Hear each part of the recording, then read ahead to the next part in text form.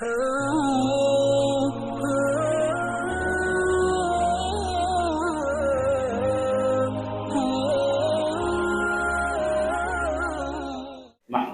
سامعین اعظام، کسی بھی عمل کے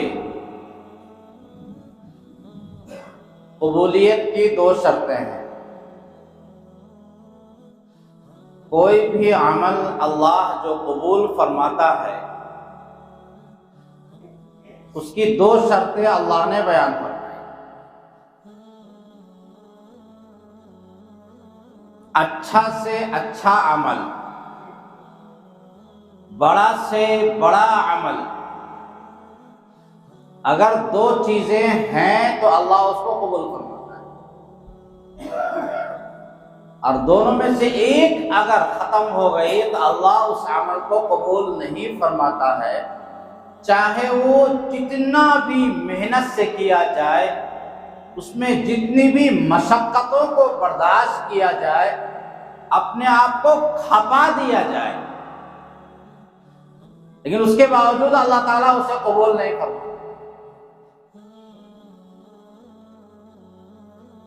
ہم 1000 سے 1000 رکعتیں پڑھ لیں، اپنی ساری جائیداد کو اللہ کے راستے میں خرچ کر ڈالیں، روزہ رکھنے کا ہم نے معمول اگر بنا دیا، سب ہم نے عمل کر دیا، لیکن اگر دو چیزیں نہیں ہیں تو اللہ اسے ردی کے ٹوکری میں ڈال دیتے ہیں۔ پہلا، سنت کے مطابق ہو، جو طریقہ اللہ اور اس کے رسول صلی اللہ علیہ وسلم نے بتایا ہے اس طریقے کے مطابق وہ کام کیا ہے۔ اگر اس طریقے کے مطابق نہیں ہے تو اللہ اسے قبول نہیں فرماتے۔ اور دوسری چیز، اس عمل میں اخلاص ہو، سنت کے مطابق ہم نے کام کیا، خوب جتنی رعایت ہو سکتی تھی سنت کی، خوب اچھی طرح سے اطمینان کے ساتھ ہم نے نماز پڑھی، سورہ بقرہ کی ہم نے تلاوت کر ڈالی پہلی رکعت میں، لیکن اس میں اگر اخلاص نہیں ہے تو اللہ تبارک و تعالیٰ اس نماز کو ردی کے ٹوکری میں ڈال دے گا۔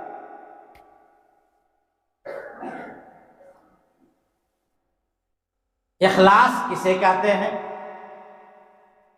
اخلاص کہتے ہیں صرف اللہ کی رضامندی کے لیے اور اللہ کی خوشنودی کے لیے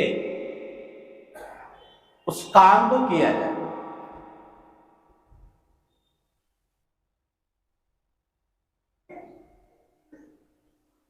اور اسی کے مقابل میں آتا ہے ریاکاری۔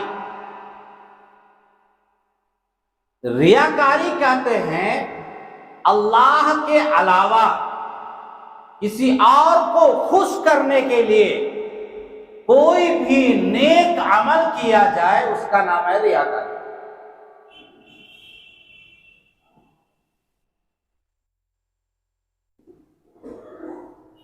اگر ہمارے عمل میں ریاکاری آ گئی، دکھاوا آ گیا،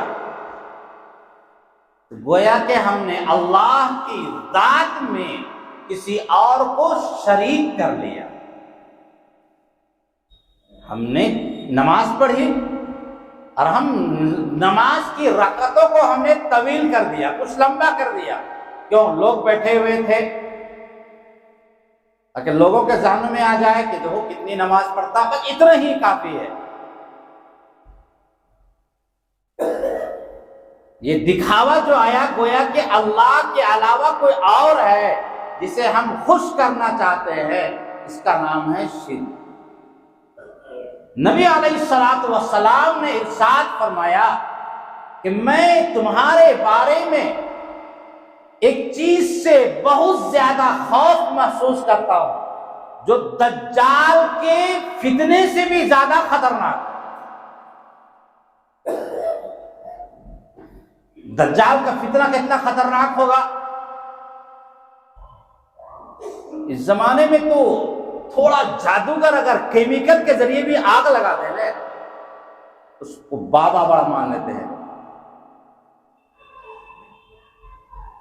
تو دجال کے اللہ نے اس کو آزمائشی کے لیے بھیجے گا، ایک ہاتھ میں جنت ایک ہاتھ میں جہنم، بولے بارش ہو تو بارش ہو جائے، کسی کو مار دے اور بولے زندہ ہو جائے تو زندہ ہو جائے۔ یہ شعبدہ بازی، وہ ایسا جادو دکھائے گا کہ کروڑ کے کروڑ مسلمان اپنے ایمان سے پھر جائیں گے۔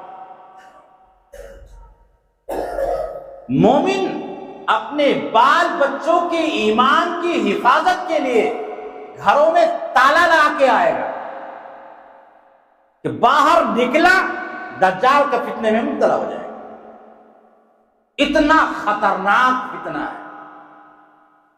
اس کے باوجود نبی علیہ الصلوۃ والسلام ارشاد فرماتے ہیں کہ دجال سے بھی خطرناک ہے ایک چیز جس کے بارے میں مجھے بہت زیادہ ڈر لگا رہتا ہے تمہارے بارے میں۔ وہ کیا ہے؟ تو فرمایا چھپا ہوا شرک۔ ایک ہے شرک جلی، ایک ہے شرک خفی۔ کھلا کھلا شرک، پوجا کرنے لگ گئے، غیر اللہ کے سجدہ کرنے لگ گئے، کہیں اور سر کو جھکانے لگ گئے، یہ تو کھلا ہوا شرک ہے۔ ایک ایسا شرک ہے جو چھپا ہوا ہے، نظر نہیں آتا ہے لیکن ہے وہ شرک۔ صحابہ نے پوچھا کہ چھپا ہوا شرک کیا ہے؟ تو فرمایا دکھاوے کے لیے، ریاکاری کے لیے کوئی کام کیا جائے کہ آدمی نماز پڑھے تو نماز کی رکعتوں کو طویل کر دے کہ لوگ کہیں گے کہ بہت بڑا نمازی ہے، کتنا اوابین کو پڑھ رہا ہے، مغرب کی سنتوں کو پڑھ رہا ہے، اس کا بھی اہتمام کرتا ہے۔ اس کے دل میں یہ وسوسہ خیال جو آ رہا ہے، اپنے آپ کو جو سمجھ رہا ہے، نبی علیہ الصلوۃ والسلام نے ارشاد فرمایا یہ چھپا ہوا شرک ہے، اور اللہ تبارک و تعالی تمام شرکا میں بے نیاز۔ حدیث پاک میں آتا ہے کہ اللہ تعالیٰ کل قیامت کے دن سب سے پہلے جو فیصلہ فرمائیں گے، ایک شہید کو لایا جائے گا جو اللہ کے راستے میں اس نے جان دے دی۔ جب پوچھا جائے گا دنیا میں کیا کیا، کہ اللہ آپ نے مجھے زندگی عطا فرمائی، صحت عطا فرمائی، قوت عطا فرمائی، ہم نے آپ کے دین کی سربلندی کے لیے جہاد کیا، یہاں تک کہ میں شہید ہو گیا، آپ کی رضامندی کے لیے میں نے کیا۔ کہ نہ تو جھوٹ بولتا ہے، تم نے اس لیے جہاد کیا، لڑائی کی، تاکہ لوگ تجھے کہیں گے بہت بڑا بہادر ہے۔ تو جن کے لیے تم نے کام کیا تھا اس کے پاس جاؤ، جس کے دکھاوے کے لیے تم نے جان دی ہے اس کے پاس جاؤ، دیکھو کچھ مل جائے۔ اللہ فرمائیں گے اسے اوندھے منہ جہنم میں ڈالو۔ اس کے بعد ایک پڑھا لکھا عالم کو لایا جائے گا، اس سے بھی یہی سوالات ہوں گے۔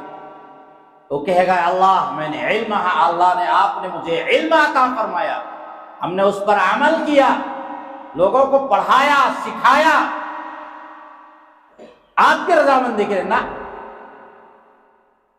تو اس لیے عالم بنا تاکہ لوگ تجھے بڑا علامہ کہے، واہواہی تمہاری ہو، کیا کہنے۔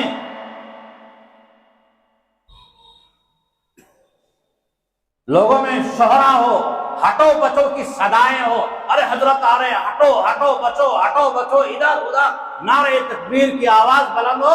تم نے اس خاطر تم نے اپنے آپ کو علم حاصل کیا تھا، تو جا جس مقصد کے لیے تم نے کیا تھا اس کے پاس جاؤ، مانگو، اسے بھی اوندھے منہ جہنم میں داخل۔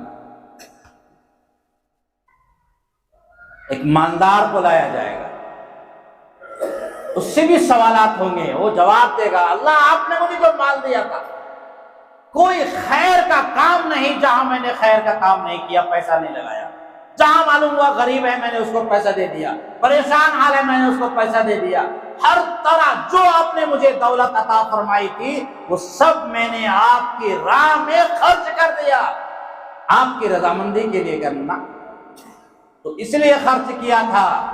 تو سب کچھ جانتے ہیں، علیم بذات الصدور ہے، ہم سے چھپاؤ گے تو ہم تو دلوں کے بھید کو بھی جانتے ہیں، ان تبدوا ما فی انفسکم او تخفوہ یحاسبکم بہ اللہ، جو تم چھپاؤ گے یا ظاہر کرو گے دل کے اندر اس کو بھی میں جانتا ہوں، میرے پاس ہے تھرم، وہی علام الغیوب ہے،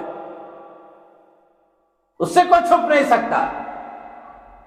کہ تم نے اس لیے مال خرچ کیا تھا تاکہ تجھے لوگ بہت بڑا سخی کہیں، بہت بڑا سخی کہیں گے، محلے میں اس کا جواب نہیں ہے، اب تم بھی پھول کے کپا ہو جاتا تھا، لوگ میری تعریفیں کرتے ہیں اور بڑا خوش ہوا کرتا تھا، تم نے لوگوں کو خوش کرنے کے لیے کام کیا تھا، فرشتوں کو حکم ہوگا اسے بھی اوندے کو جہنم میں رکھ۔ بڑی عبرت کی حدیث ہے، عالم نے کام کیا، اگر اس کے اندر ریاکاری آ گئی، پڑھایا لکھایا خوب کیا، ریاکاری آ گئی، دکھاوا آ گیا،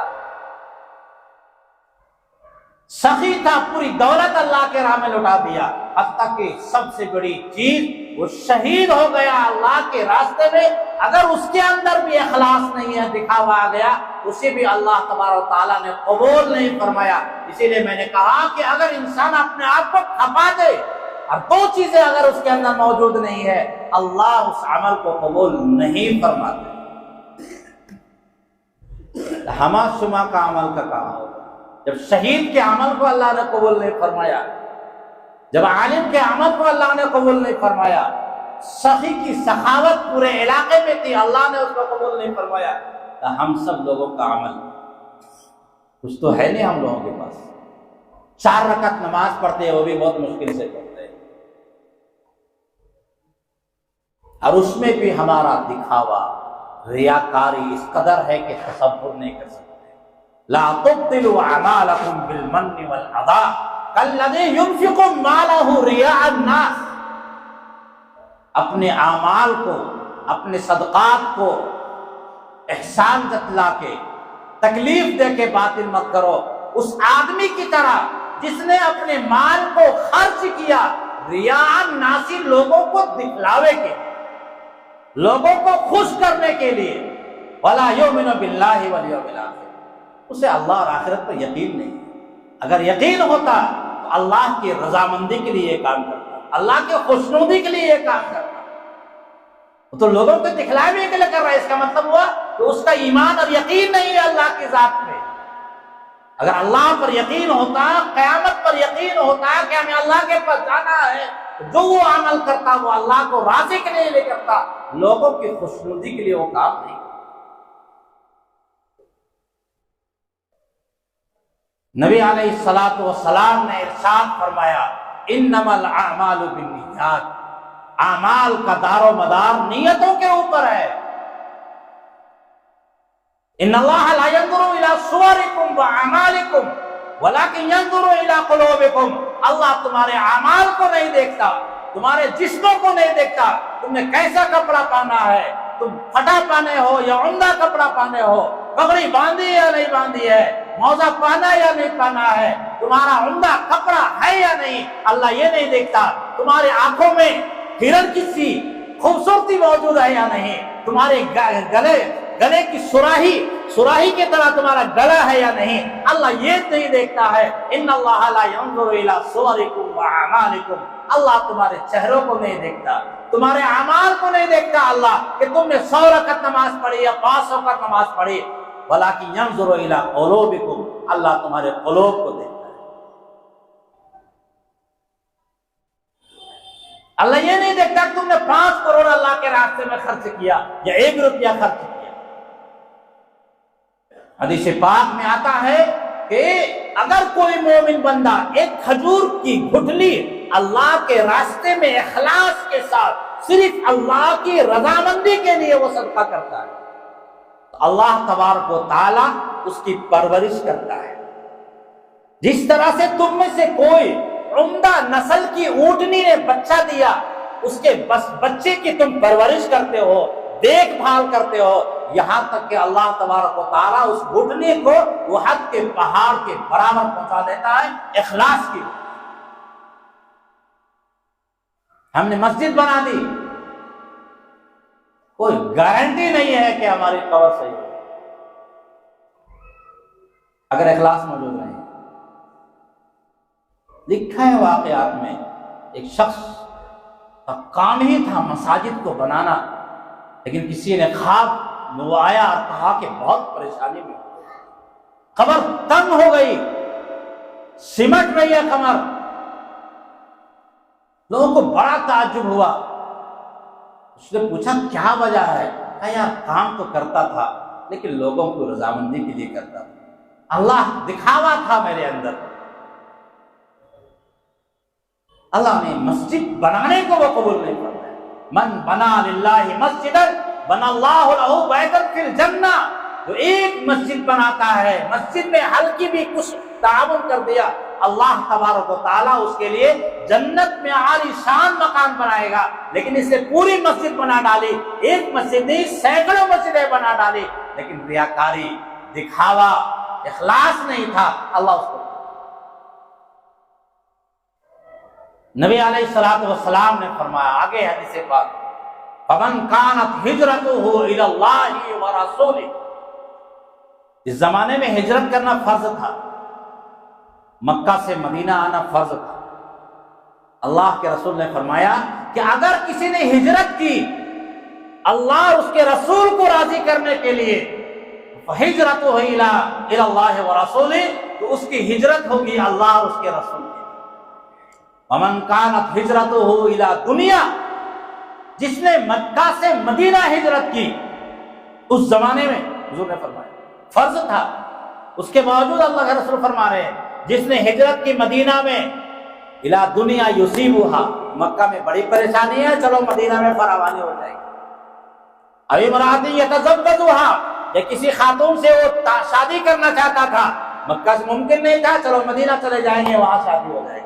فہجرتہ الی ما ہاجر الیہ، تو اس نے جس کی طرف ہجرت کیا ہے، جس مقصد کے لیے ہجرت کیا ہے، اسی کے لیے ہو جائے گا، اللہ کے اس پر کوئی ثواب نہیں دے گا. وما امروا الا لیعبدوا اللہ مخلصین لہ الدین. لوگوں کو حکم دیا گیا اللہ کی طرف سے کہ تم جو بھی عبادت کرو ایک اللہ کی عبادت کرو مخلصین لہ الدین، خالص اللہ کی رضامندی کے لیے، صرف اللہ کی رضامندی کے لیے. وما امروا الا لیعبدوا اللہ، تم کو حکم جو دیا گیا ہے، حکم اللہ کا حکم ہے کہ تم اللہ کی عبادت کرو، نماز پڑھو، روزہ رکھو، صدقات نکالو، حج کرو، عمرہ کرو، یہ سب کے سب ہونا چاہیے مخلصین لہ الدین. حج کرنے گئے، سیلفی کھینچ کے حرم کے سامنے بھیج رہے. اللہ کا شکر ہے اللہ نے ہم سے 4 عمرہ کروا دیا. فوٹو کھینچ رہا حرم کے سامنے، پورا ناچ ہو گیا. قرب قیامت میں حج کی کثرت ہوگی، عمرہ کی کثرت ہوگی، لیکن حدیث پاک میں آتا ہے شاید ہی بعد اللہ تعالیٰ حج کو قبول کرے. محدثین نے لکھا ہے کہ نبی علیہ الصلوۃ والسلام کا معجزہ ہے اس امت مسلمہ میں قرآن پاک، قیامت تک کبھی اس میں تبدیلی نہیں ہو سکتی. اور دوسرا جو حج کرنے گیا جو کنکر مارتے ہیں، تو جس کا حج قبول ہوتا ہے اس کا کنکر غائب ہو جاتا ہے. پہلے زمانے میں ڈھیر لگنے کے باوجود بھی حکومت کو وہاں سے بہت کم کنکر ملا کرتا تھا، اب تو پہاڑ کا پہاڑ بنا رہتا ہے. اس کی وجہ دکھاوا،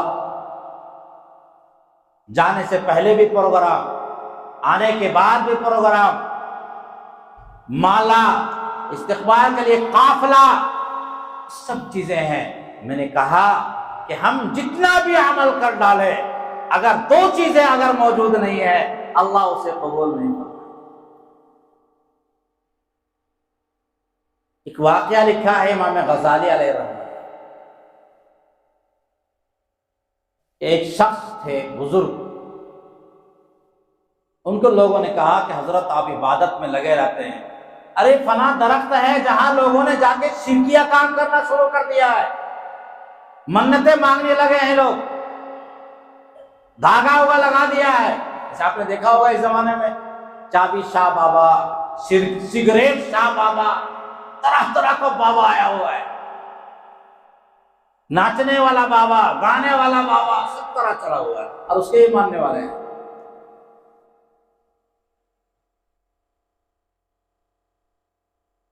تو اچھا ایسا لیا پھوڑا کلہاڑی اور اس کو کاٹ دیں گے۔ جب کاٹنے کے لیے چلے تو شیطان درمیان میں آیا انسان کی شکل میں، کہاں جا رہے ہیں؟ وہاں لوگوں نے شرک کام شروع کر دیا ہے۔ کہا بڑے میاں اپنا کام کرنا چاہیے تم کو، کہاں تم ان چکروں میں پھنس گئے ہو؟ کہا نہیں، شرک سے بچانا یہ ہم سب کی ذمہ داری ہے۔ کہا نہیں جانے دیں گے؟ کہا نہیں جائیں گے، ہمارے علاقے میں شرک ہو اور ہم عبادت میں لگے رہے اللہ اس کو قبول نہیں کرے گا۔ مقابلہ ہوا، اٹھا کے پٹک دیا شیطان کو، اٹھا، کہا یار مان جاؤ، کہا نہیں، پھر جھگڑا ہوا، دوبارہ پٹک دیا۔ تو شیطان دیکھا کہ ہم ہار رہے ہیں، مانے گا نہیں یہ، کیا ایک کام کرو نا، کہاں چکر میں پھنسے ہو، پریشانی میں رہتے ہو، جاؤ نا تمہارے مصلی کے نیچے روزانہ 3 روپے دیں گے، نماز پڑھ کے اٹھو گے، مصلی ہٹاؤ گے، 3 دینار ملے گا، پکا پکا۔ واپس آ گیا، نماز پڑھے، مصلی اٹھایا، 3 روپے ملا، 3 دن دیا، چوتھے دن دیا ہی نہیں۔ پھر غصہ آیا، ایمان غیرت پھر جاگی، پھر اٹھایا، بالکل تیز کیا کہ آج تو کاٹ ہی ڈالیں گے۔ جب راستے میں پھر ملاقات ہو گئی، کہاں جا رہے ہو؟ کاٹنے کے لیے جا رہے ہو؟ کہا جانے نہیں دیں گے۔ کہا کیسے نہیں جانے دو گے؟ شیطان نے اٹھا کے پٹک دیا، سینے پہ چڑھ گیا، کہا سب ہڈی پسلی سب توڑ دیں گے۔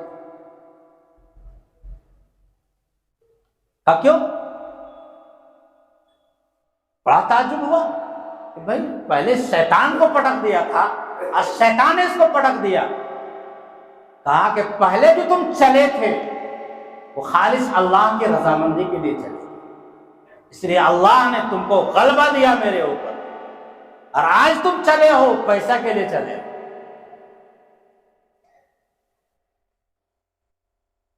اسی لیے اللہ نے مجھے غلبہ دیا تمہارے۔ اخلاص جب ہمارے اندر موجود ہوگا اللہ تبارک و تعالی اس عمل کو قبول فرمائے گا، دلوں میں حلاوت آئے گی، مٹھاس اللہ پیدا فرمائیں گے۔ لیکن اگر اخلاص نہیں ہے، ریاکاری ہے، یہی وجہ ہے کہ تمام اعمال کا ثواب فرشتوں سے اللہ دیتے ہیں، اور روزہ کے بارے میں اللہ تبارک و تعالی نے فرمایا روزہ میرے لیے ہے اور میں ہی اس کا بدلہ دوں گا۔ تو نماز بھی تو اللہ کے لیے ہے، روزہ بھی تو اللہ کے لیے ہے، حج بھی اللہ کے لیے ہے، عمرہ بھی اللہ کے لیے ہے، زکوٰۃ بھی اللہ کے لیے، ان صلاتی و نسکی و محیای و مماتی للہ رب العالمین۔ میری نماز، میری زکوٰۃ، میرا حج، میری قربانی سب اللہ کے لیے ہے جو رب العالمین۔ لیکن اللہ کہتے ہیں روزہ میرے لیے ہے، میں اس کا بدلہ دوں گا۔ محدثین نے لکھا ہے کہ نماز بھی اللہ کے لیے ہے، لیکن وہاں ایسا عمل ہے کہ ریاکاری کا شبہ ہو سکتا ہے، دکھاوا ہو سکتا ہے۔ انسان حج بھی کرے گا، وہاں ریاکاری کا ہے، عمرہ کرنے گیا ریاکاری ہے، لیکن روزہ ایک ایسا عمل ہے جو ظاہر طور پر نظر نہیں آتا، روزہ رکھا یا نہیں رکھا، غسل خانے میں جا کے پانی پی سکتا ہے، وضو بناتے بناتے ایک گھونٹ لے لے گا، کون جانے گیا کہ پانی پیا یا نہیں پیا، لیکن نہیں، کوئی روکنے والا نہیں، کوئی ٹوکنے والا نہیں، کوئی تعریف کرنے والا نہیں، کوئی دکھاوے کی شکل نہیں ہے، اس کے باوجود وہ روزہ رکھے ہوئے ہے، اپنا لقمہ ایک گھونٹ بھی اندر داخل نہیں کرتا، حالانکہ گلا خشک ہو رہا ہے، صرف اللہ کے لیے وہ عمل ہوا، کسی اور کے لیے وہ عمل نہیں ہوا، اتنا اللہ اس کو پسند فرماتا ہے کہ خالص چکے میرے لیے اس نے کیا ہے، اس میں دکھاوا نہیں ہے، سب کچھ کر سکتا تھا وہ، اس کے باوجود وہ دکھاوا اس کے اندر نہیں ہے، ریاکاری اس کے اندر نہیں ہے۔ الصوم لی، روزہ میرے لیے ہے، وانا اجزی بھی، میں ہی اس کا بدلہ دوں گا، اور ایک روایت میں آتا ہے انا اجزا بھی، میں ہی اس کا بدلہ ہوں۔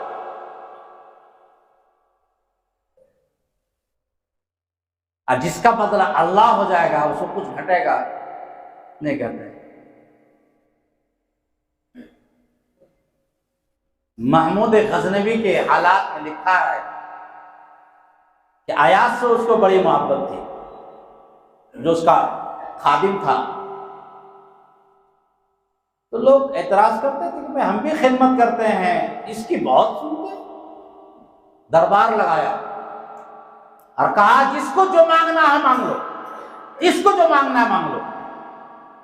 تو لوگوں نے کہا ہم کو یہاں زمین دے دیجئے، وہاں ہمارا نام بلڈنگ دے دیجئے، فلاں جگہ دے دیجئے، سب مانگتا رہا۔ مجلس ختم ہونے کے قریب آ گئی، ایاز نے کچھ مانگا نہیں، تو لوگوں نے کہا کتنا بڑا بیوقوف آدمی ہے، مانگتا کیا نہیں۔ جب مجلس قریب ہونے لگی، ختم ہونے قریب ہونے لگی، وہ اٹھا اور اٹھنے کے بعد بادشاہ کے سر پہ ہاتھ رکھا کہ مجھے دولت نہیں چاہیے، آپ چاہیے، آپ مل گئے تو پوری حکومت میرے پاس۔ تو لوگوں سے کہا یہی فرق ہے تم میں اور ہم میں، اگر اللہ ہمارا مل جائے ساری جنت ہماری، ساری کائنات ہماری۔ تو اللہ تبارک و تعالیٰ روزے کے بارے میں کہتا ہے روزہ میرے لیے ہے، وانا اجزا بھی، اور میں ہی اس کا بدلہ دیتا ہوں، یا میں ہی اس کا بدلہ ہوں۔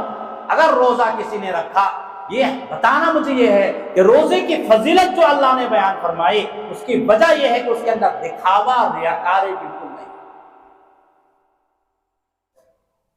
اللہ تبارک و تعالیٰ نے قرآن پاک میں فرمایا، منافقین کے بارے میں فرمایا، منافق کسے کہتے ہیں؟ اس کا عمل دکھاوے کا کچھ اور ہے، کرنے کا کچھ اور ہے۔ وَإِذَا قَامُوا إِلَى الصَّلَاةِ قَامُوا كُسَالَىٰ، جب منافقین نماز کے لیے کھڑے ہوتے ہیں تو بڑے سستی کے ساتھ کھڑے ہوتے ہیں۔ اللہ نے اس کے عمل کو قبول نہیں فرمایا، کیوں؟ دل میں کفر کو چھپا رکھا ہے اور زبان پہ وہ ایمان۔ اذا جاءك المنافقون قالوا نشهد انك لرسول، جب منافقین آپ کے پاس آتے ہیں تو کہتے ہیں کہ ہم گواہی دیتے ہیں کہ اب اللہ کے رسول ہے۔ واللہ یشہد، اللہ فرماتے ہیں کہ اللہ بھی گواہی دیتا ہے کہ آپ اللہ کے رسول ہیں، اور اللہ آگے یوں کہتا ہے میں گواہی دیتا ہوں کہ منافقین جھوٹ بولتے ہیں۔ یہ جو کہہ رہے ہیں منافقین کہ میں آپ کو اللہ کا رسول مانتا ہوں، یہ جھوٹ بول رہے ہیں، وہ آپ کو اللہ کا رسول نہیں مانتے۔ زبان سے الگ ہے، دل میں الگ ہے۔ یہ نفاق اعتقادی ہوا سب سے خطرناک، اور دوسرا نفاق عملی ہوا کہ ہم نماز تو پڑھیں، اعمال تو کریں، لیکن ہم روزوں کے لوگوں کو خوش کرنے کے لیے کریں، دکھاوے کے لیے کریں، اللہ کے رضامندی کے لیے وہ کام نہ کریں، یقیناً اللہ تعالیٰ اس عمل کو وہ قبول نہیں فرماتا ہے جس طرح منافقین کے اللہ نے اس کے ایمان کو قبول کیا۔ اس زمانے میں ہمارے اندر اس قدر ریاکاری آئے گا یہ تصور نہیں کر سکتے۔ ہر عمل میں ہم ریاکاری، ہر عمل میں ہمارا دکھاوا۔ ہماری نماز، ایک 4 رکعت بھی نماز اللہ ہماری قبول فرمائے تو اللہ کا فضل ہوگا، کرم ہوگا، شکر ہوگا۔ اسی لیے حدیث جب مسجد میں داخل ہوتے ہیں تو دعا کرتے ہیں اللہم افتح لی ابواب رحمتی، اے اللہ اپنے رحمت کے دروازوں کو کھول دے۔ اور جب مسجد سے نکلتے ہیں تو دعا سکھلایا، دعا مانگو اللہم انی اسألک، اے اللہ آپ کے فضل کو سوال کرتا ہوں، آپ کے کرم کا سوال کرتا ہوں۔ نماز تو ہم نے پڑھ لی، لیکن نماز جیسے ہونی چاہیے ویسے ہماری نماز نہیں. ہم سے تو جمعہ میں سنت پہ نہیں پڑھی جا رہی. جتنے لوگ ہیں آپ دیکھیے گا نماز دعا ہوئی اور کدھر چپل لگتا ہے کوئی چپل چوری کر لگا ہوگا, بس چپل کے لیے ہوڑ لگی رہتی ہے. 2 رکعت سنت ہم سے نہیں پڑھی جاتی. یہ تو سنت مؤکدہ ہے, اس کا چھوڑنے والا گنہگار ہوگا. ہم سے تو سنتیں بھی نہیں پڑھی جا رہی, اور جو ہم فرض پڑھ رہے ہیں وہ بھی اسی طرح سے پڑھ رہے ہیں. اس کے باوجود بھی اللہ تعالیٰ ہمیں مسلمان بنایا, اور اللہ تعالیٰ ہمارے اعمال کو قبول کر لے تو اللہ کا کرم ہوگا, فضل ہوگا. ارأیت الذی یکذب بالدین, کیا آپ نے ان لوگوں کو نہیں دیکھا جو قیامت کا انکار کرتے ہیں؟ فذلک الذی یدعو الیتیم ولا یحض علی طعام المسکین, وہ لوگ ہیں جو یتیم کو دھکا دیتے ہیں, غریبوں کو کھانا نہیں کھلاتے.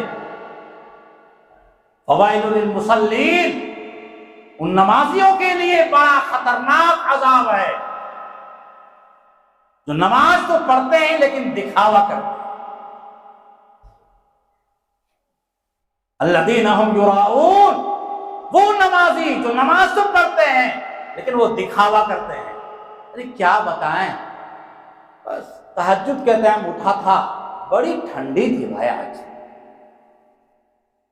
مطلب ہے کہ ہم تہجد نماز پڑھتے ہیں, ٹھنڈک کو بتلانا مقصود نہیں تھا, اصل بتانا یہی تھا کہ تہجد کے لیے اٹھا تھا, بڑی ٹھنڈک تھی بھائی آج, پانی گرم بھی نہیں کر پایا. بس یہ جو تفصیلات ہم بتا رہے ہیں, مقصد ہمارا ہوتا ہے کہ ہم لوگوں کو بتا دیں کہ ہم تہجد پڑھتے ہیں. آج طبیعت ٹھیک نہیں رہی, کیا ہوا؟ ارے یہ قرآن میں جو تلاوت کرتا تھا نا وہ ہمارا رہ گیا, ٹھیک نہیں لگ رہا. اچھا معمول تھا قرآن پڑھنے کا, روزانہ حضرت کا 1 پارہ 2 پارہ 4 پارہ پڑھنے کا. یہ جو چیزیں ہیں نبی علیہ الصلوۃ والسلام نے فرمایا فطوبی للمخلصین, ان مخلصوں کے لیے بڑی ہی خوشخبری ہے. کون لوگ؟ جب وہ مجلس سے غائب ہو جائے تو کوئی تلاش بھی نہیں کرے, اتنا اخلاص سے وہ کام کرتے ہیں. مجلس میں اگر نہیں ہے وہ تو کوئی کمی کا احساس نہ ہو, اس بارے میں لوگوں کو پتہ ہی نہیں ہے کہ وہ نماز کس طرح سے ہے, تہجد پڑھتے ہیں یا نہیں پڑھتے ہیں, تلاوت کرتے یا نہیں کرتے ہیں, اوابین پڑھتے یا نہیں پڑھتے ہیں, کسی کو پتہ ہی نہیں ہے. ان مخلصین کے لیے نبی علیہ الصلوۃ والسلام نے فرمایا کہ بڑی خوشخبری ہے, اللہ تبارک و تعالیٰ کل قیامت کے دن جو نعمتیں عطا فرمائیں گے اس کا تصور نہیں کر سکتے. صحابہ کا اخلاص تھا کہ اللہ تبارک و تعالیٰ نے نبی علیہ الصلوۃ والسلام نے ارشاد فرمایا کہ تم میں سے سب مل کر کے بھی احد پہاڑ کے برابر بھی سونا خرچ کرو گے. پوری دنیا کے لوگ احد پہاڑ کے برابر میں سونا خرچ کر لیں. اور ایک صحابی نے 1 سا 2 سا 1 مد 1 پاؤ 2 پاؤ جو کھجور صدقہ کیا ہے, جو گیہوں صدقہ کیا ہے, اس کے برابر بھی نہیں پہنچ سکتا. ما بلغ نصیفہ, اس کا آدھا حصہ بھی تم نہیں پہنچ سکتے ہو. کیوں؟ صحابہ جو کام کرتے تھے وہ اخلاص سے کرتے, للہیت کے ساتھ کرتے تھے, دکھاوا ان کے اندر نہیں تھا, ریاکاری ان کے اندر نہیں. جو بھی وہ کام کرتے تھے اللہ کے رضامندی کے لیے کرتے تھے. تو اللہ نے 1 پاؤ کھجور کو اتنا بڑا مقام عطا فرمایا کہ ہمارا احد پہاڑ کے برابر میں سونا ہے, اللہ اس کو قبول نہیں کرتا.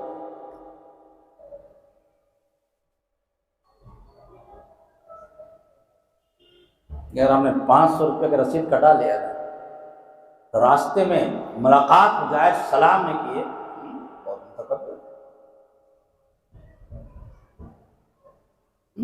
مزاج لوگوں کا, ہمارا کام ہے جنت کے راستے کو بتلانا. اگر ہم نے کوئی تعاون کیا ہے تو آپ اس سے صلہ کی امید نہ رکھیں. آپ نے دیا تو اللہ کے لیے دیا بھائی, اب اللہ آپ کو دے گا. وما تقدموا من خیر تجدوه عند اللہ, جو تم نے دیا ہے اللہ کے پاس پاؤ. تو دنیا میں اس کی صلہ کے لاتا کیا طرف ہے. اب دے کے آ جائیے, دیکھیے گا اللہ تعالیٰ کتنا اجر عطا فرمائے. تو 2 باتیں بنیادی چیز ہے کسی بھی عمل صالح کے قبولیت کے لیے. ایک یہ ہے کہ سنت کے مطابق ہو, جو طریقہ اللہ اور اس کے رسول نے بتایا ہے اس طریقے کے مطابق وہ کام کیا جائے۔ دوسرا یہ ہے کہ خالص اللہ تعالیٰ کی رضامندی کے لیے وہ کام کیا جائے تو اللہ تعالیٰ قبول فرماتے ہیں۔ اللہ تبارک و تعالیٰ ہم سب کو ریاکاری سے، دکھاوا سے حفاظت فرمائے، ہم سب کو اللہ تعالیٰ اخلاص کی دولت سے مالا مال فرمائے۔ وآخر دعوانا ان الحمد للہ رب العالمین۔